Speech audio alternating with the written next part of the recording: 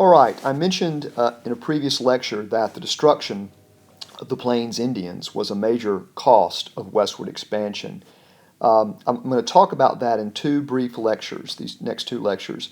That's unfortunate that that's so short because the story is very tragic, very complex. But that's all we have time for. If you want to know more about it, probably the best book is this book here on the right, Bury My Heart at Wounded Knee. Now, you will recall that I mentioned this book as evidence that most indigenous peoples prefer the term American Indians when we had a discussion in class about that.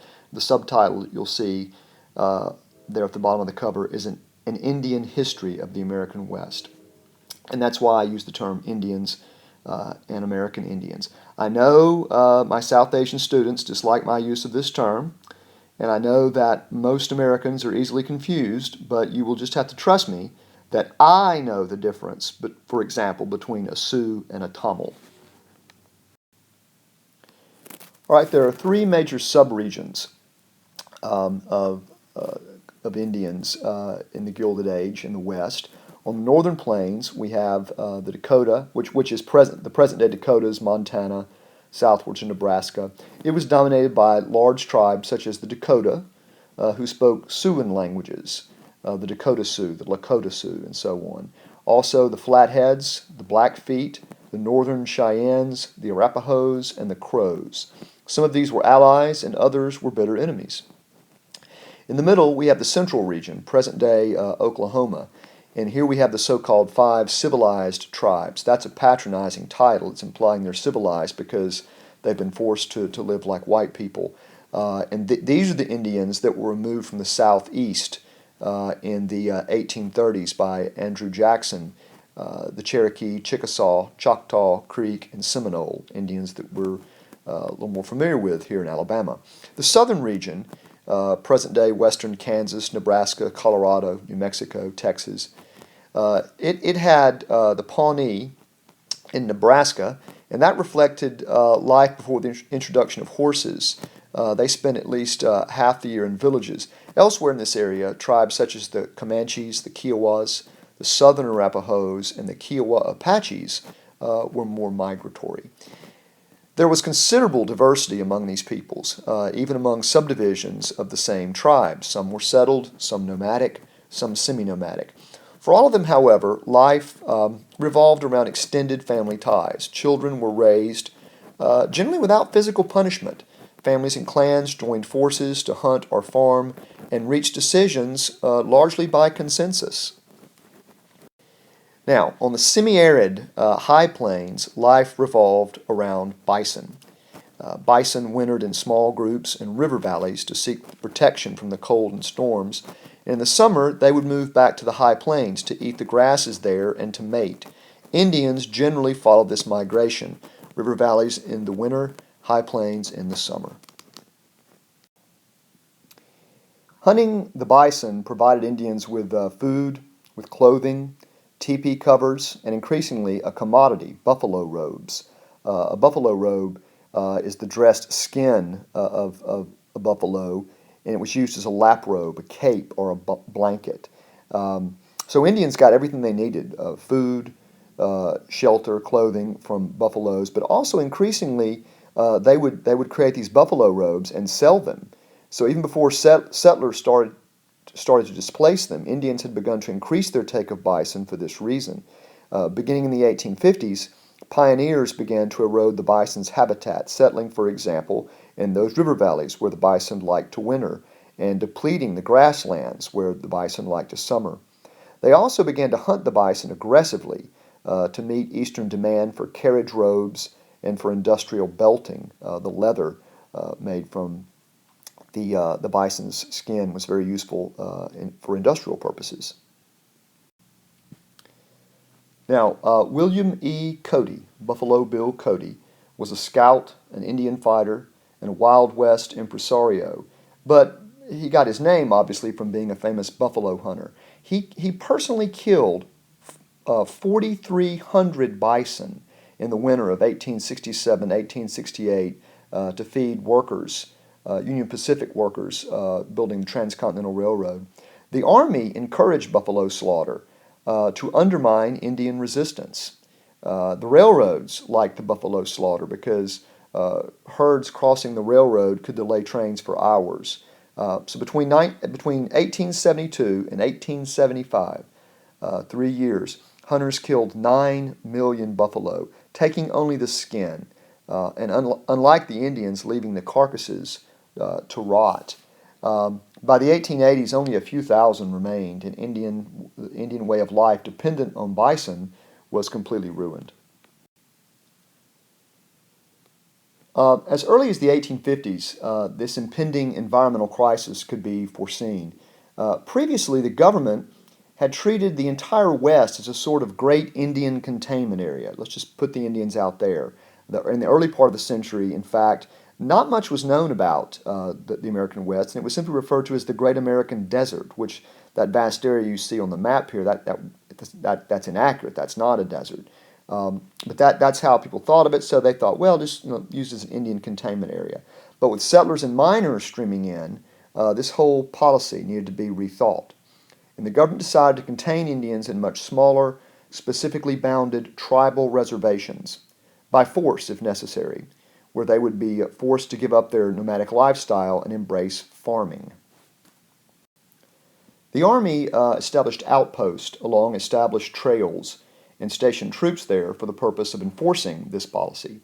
Here we see a picture of a recreated fort called Bent's Fort on the Santa Fe Trail. This really is a fort from an era before the one we're talking about, but it gives you a good idea of what these forts looked like. These trails became less relevant as railroads expanded, obviously. Some Indians accepted the idea of being forced into reservations, the Pueblos, the Montana Crows, for example. Others, such as the Navajos of Arizona, the Dakota Sioux, opposed it aggressively, but to no avail. More than 100,000 Indians on the Great Plains fought for decades, basically the 1860s to the 1890s. The Western Sioux, Cheyennes, Arapahoes, Kiowas, and Comanches on the Great Plains, the Nez Perce and Bannocks in the northern Rockies, and the Apaches in the southwest. There were misunderstandings, broken promises, brutality, and butchery marking this long and tragic conflict. A painful example of the tragedy of this conflict was the eroding relationships between the settlers near Sand Creek, Colorado, and the surrounding Cheyennes and Arapahoes. In 1858, there was a gold strike in this area that resulted in about 100,000 settlers flooding into the area. That's more than twice the number of settlers in the 1849 California gold rush, the 49ers. The Indians were promised food, support, and farm equipment, but that was not forthcoming. So the Indians slipped off the reservation to begin hunting bison and stealing settlers' livestock. That's the only way they had to survive. In the spring of 1864, local militia troops attacked Cheyenne and Arapaho camps. The Indians launched counterattacks, and they killed some settlers, and the governor panicked and issued a proclamation ordering essentially ordering white people to seek out and kill all hostile Indians on sight. And a regiment of troops, militia, not regular troops, was activated under Colonel John Chivington, whose civilian full-time job was a Methodist minister. They led a dawn raid in November on a camp that assumed it was being protected by a local fort. The Indians were slaughtered, including women and children. The white people said, remember the murdered women and children on the Platte River. And this massacre and others prompted a rethinking of Indian policy. Indians were essentially forced to sign treaties, putting them on reservations. Although many continued to resist, this resistance prompted swift retaliation. I've put a picture of General Sherman in here too. Sherman became the top general in the Army after the Civil War, and then became Secretary of War, and he basically oversaw the Army's submission of the American Indians. In August of that was in 1858, by the way, the Sand Creek Massacre. In August of 1868, defiant Cheyenne, Arapaho, and Sioux war parties attacked white settlers.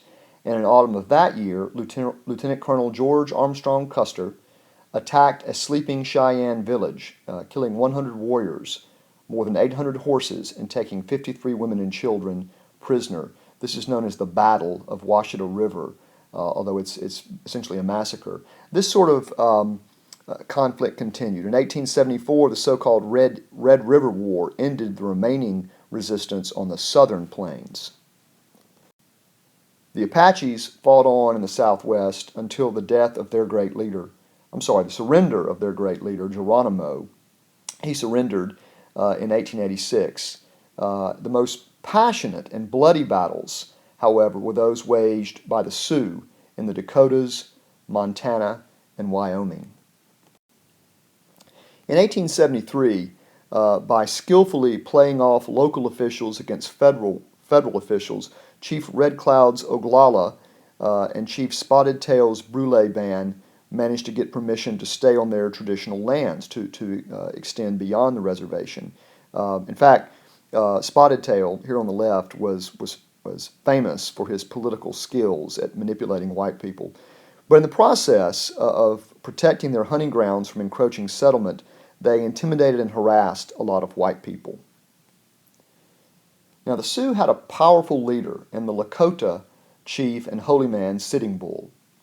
General Sherman ordered the 34-year-old General George Armstrong Custer, he's now a general, into the Black Hills of South Dakota on the western edge of the Great Sioux Reserve.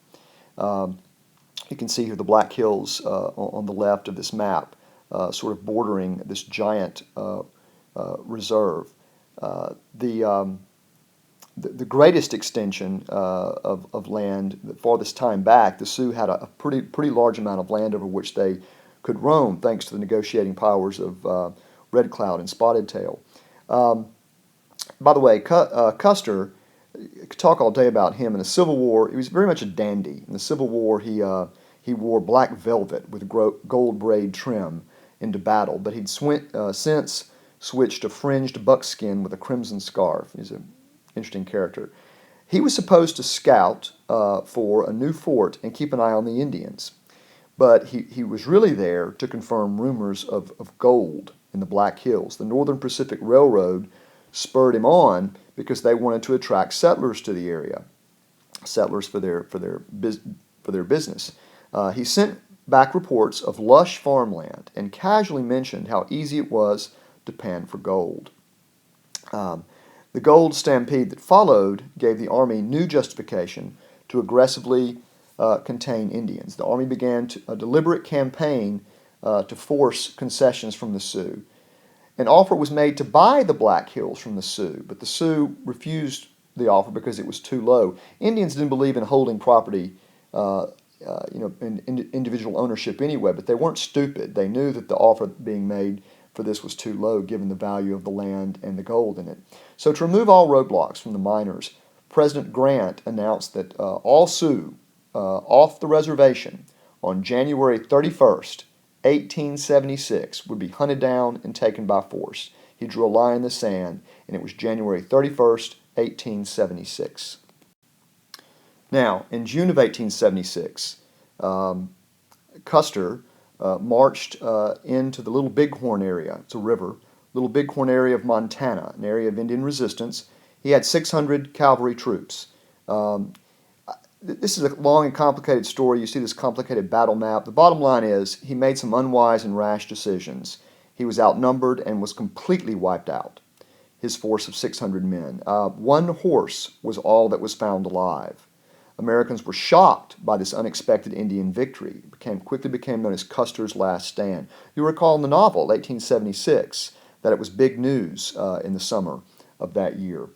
The whole Indian federal policy was called into question.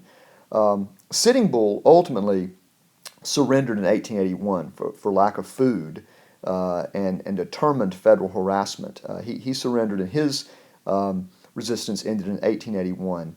And curiously, he joined Buffalo Bill's Wild West show. He had to make a living to pay his extended family, and that's what he did.